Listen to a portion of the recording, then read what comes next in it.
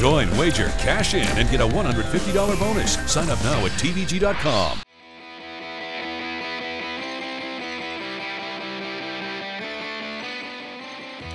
It's time to profile some of the Kentucky Derby prospects as we're getting closer and closer. Just a few months away from the first Saturday in May and the Run for the Roses. And you'll hear plenty of talk from me here on TVG about all the prospects leading up to that big race on the first Saturday in May at Churchill Downs. And over the weekend, we saw the fountain of youth there with Wildcat Red winning for Jose Garofalo, and pretty solid stretch duel there and a really game effort to hold off a charge there from General A-Rod. We'll pick up the stretch run here from that race, and you're going to see him along the inside here. And for the most part, this horse was really fast.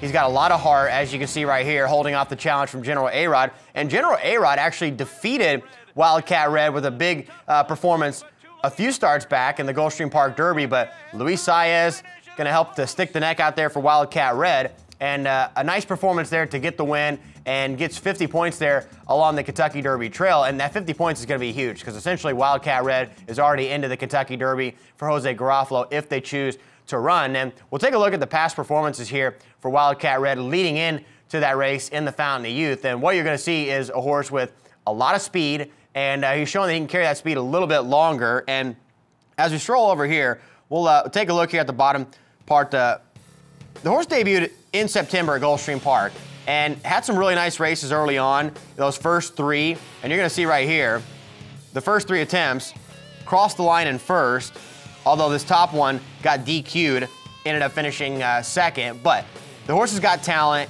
and you can see winning by 8 first time out, and then also coming right back and winning the Hutchison very easily. That was a grade 3 event and skipped away from the field to win by 4 3/4 of a length.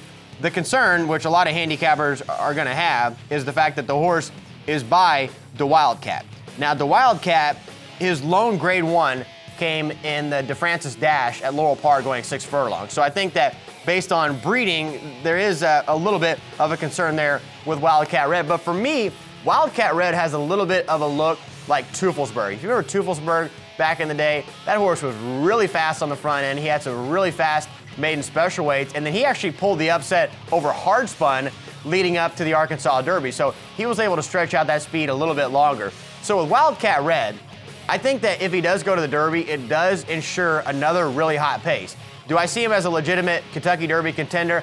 I think that he's got the talent to be a really nice horse, but I do think that the 1.25 miles is going to be a big stretch. I think if they decide to go, as you're looking at this pedigree tree, the Wildcat on the top side, to me it just looks a little bit more like a really fast 6 or 7 furlong type horse.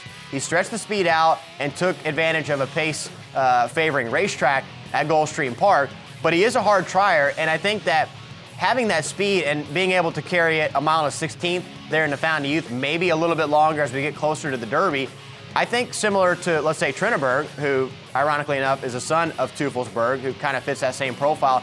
I think that Wildcat Red might be one of those horses that has a lot of talent, gets to the Derby, sets the pace, and then finds out that 1.25 miles is too much, and then might, later on in the year, go on to be a really nice sprinter. If you look at some of those 7 furlong races like the Woody Stevens in New York, I think that that would be a really good spot later on in the year for Wildcat Red. But Jose Garofalo, points-wise, should be in there with Wildcat Red. We're taking a look at the upcoming races. As you saw, Wildcat Red and Intense Holiday picked up a crucial 50 points over the weekend. The Gotham, Tampa Bay Derby, San Felipe, and Rebel all in that next flight that leads us up to the Kentucky Derby. And that's kind of like phase 2 that gets us to the really big ones. We're talking about the Santa Anita Derby and the Arkansas Derby and the Florida Derby, as well as the Wood Memorial. So Wildcat Red, 50 points. And when you're talking about just points alone, the horse already has enough to be in the Derby and looks to be at least a pace setter for Jose Garofalo.